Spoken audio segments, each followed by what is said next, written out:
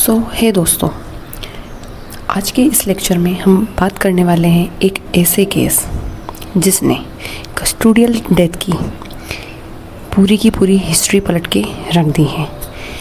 ये इंसिडेंट है हमारे ईयर 2020 की, जब कोविड-19 का दौर चल रहा था पूरे देश में। फर्स्ट वेव, सेकेंड वेव, कई बड़ी कंपनियां डोजेस बनाने में लगी हुई थी, वायरस को डिटेक्ट करने में लगी हुई थी। कई लोगों की डेथ हुई, लोगों का माइग्रेशन हुआ, अनएम्प्लॉय हुए लोग, बहुत सारी चीज़ें और नंबर्स ऑफ डेथ हुई। उसी दौरान ये केस निकल के आता है एवरीवन। अब ये जो केस है ये हमारा है तमिलनाडु से। तमिलनाडु की एक ऐसी घटना जो आपको झकझोर के रख देगी, जो आपको सोचने पे मजबूर कर देगी कि एक इंसान की जान की कीमत क्या है, या फिर ये कहूँ कि एक इंसान के जान की कोई कीमत ही नहीं है। आज का ये पूरा लेक्चर मैं इसमें पूरी कोशिश करूँगी कि आज मैं पूरी हिंदी में बात करूँ। तो आज का ये सेशन, क्योंकि मैं यहाँ पे ट्रांजिशन कर रही हूँ from English to Hindi, so it is going to be very interesting session. तो बिना देर किए हम शुरू करते हैं। तो ये घटना है हमारी तमिलनाडु से। तमिलनाडु टाइम पीरियड है ये कोविड-19 वाली सिचुएशन, ठीक है। तो संथानकुलम कस्टोडियल डेथ केस निकल के आता है। रेवती यहाँ पे यहाँ पे रेवती एक कांस्टेबल है जो कि आई विटनेस है इस पूरी घटना की। रेवती ने यहाँ पे एक बहुत ही क्रूशियल रोल प्ले किया है। सो अभी क्वेश्चन ये है कि कांस्टेबल रेवती कौन थी? ये एक विमेन पुलिस कांस्टेबल जिसकी पोस्टिंग थी संथानकुलम पुलिस स्टेशन में। या एवरीवन, लोकेशन है Sathankulam police station. She was on duty during the night when P Jayaraj and J Bennix were kept in custody. Yeah ये वो दो इंडिविजुअल हैं जो कि पिता एंड पुत्र कहे जा रहे हैं इस केस के मेन हाईलाइटेड पॉइंट। तो ये उस टाइम नाइट ड्यूटी पर थी। And her role in the case, Revathi became a key eye witness, very important witness, क्योंकि उसने उन पिता पुत्र को ब्रूटली टॉर्चर करते हुए उन पुलिस वालों को देखा है, 9 पुलिस वालों को देखा है। अगर मैं वास्तव में बात करूं तो पुलिस वालों की संख्या पूरी 10 थी, लेकिन एक कोविड के चलते एक की मृत्यु हो जाती है, अब बचे 9। लेकिन इन लोगों ने पूरी केस की हिस्ट्री को पूरी तरह पलट के रख दिया।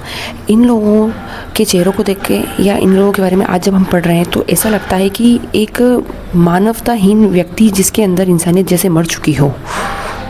अब कहानी में ट्विस्ट आता है जब उस रेवती ने इस इंसिडेंट को इंडिकेट किया कि एक पिता और पुत्र दोनों को बहुत बुरी तरह से लगातार बीटन किया जा रहा था, मारा जा रहा था, एक इनह्यूमन ट्रीटमेंट उनको मिल रहा था।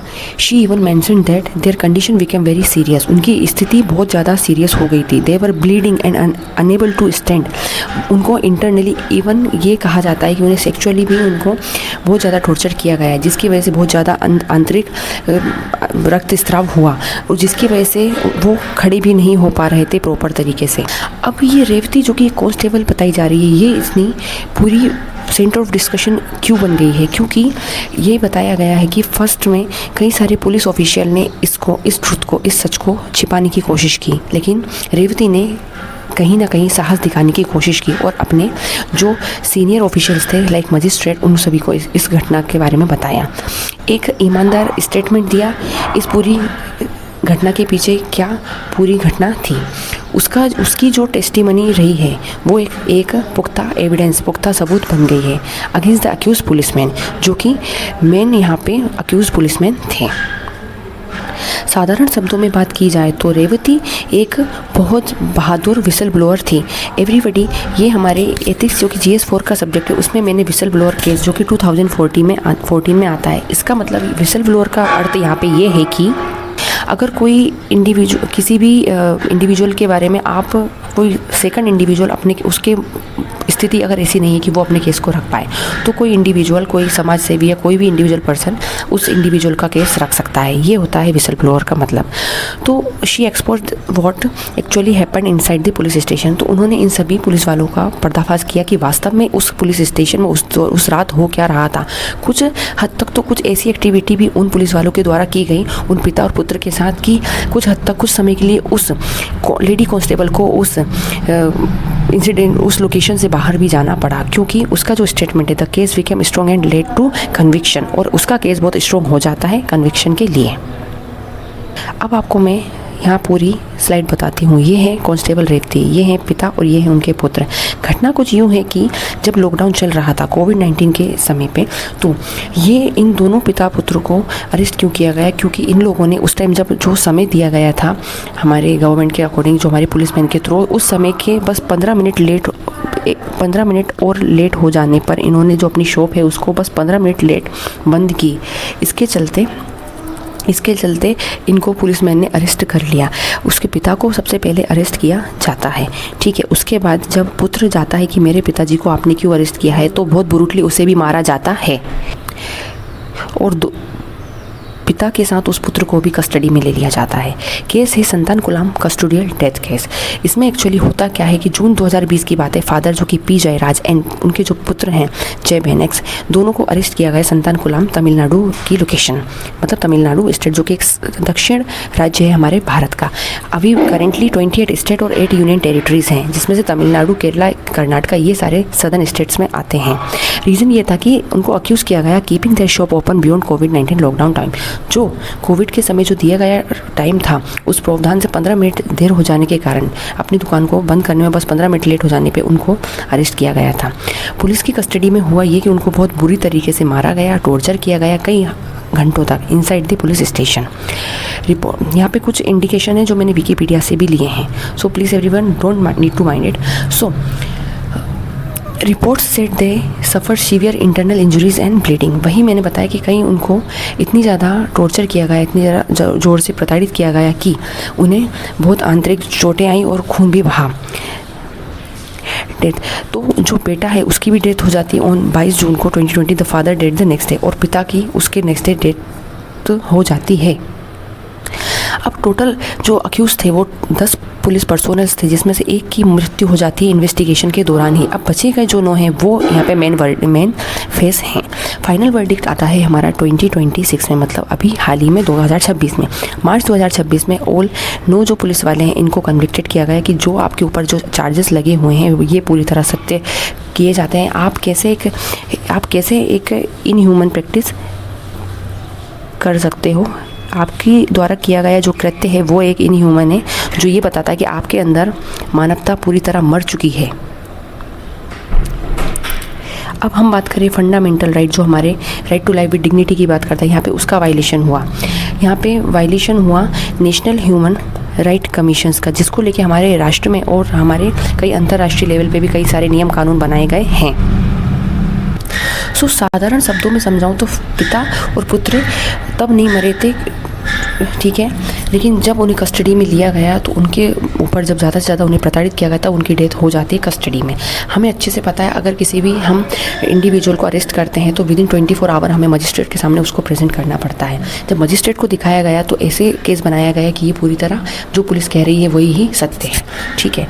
फिर इसके ऊपर सीबीआई की कमेटी आती है, ठीक है, और सीबीआई जब जाँच करती है तो देखा जाता है कि जो जिस कारणों से पिता और पुत्र को अरेस्ट किया गया है, हिरासत में लिया गया है, ये तो पूरी तरह इनवैलिड हैं।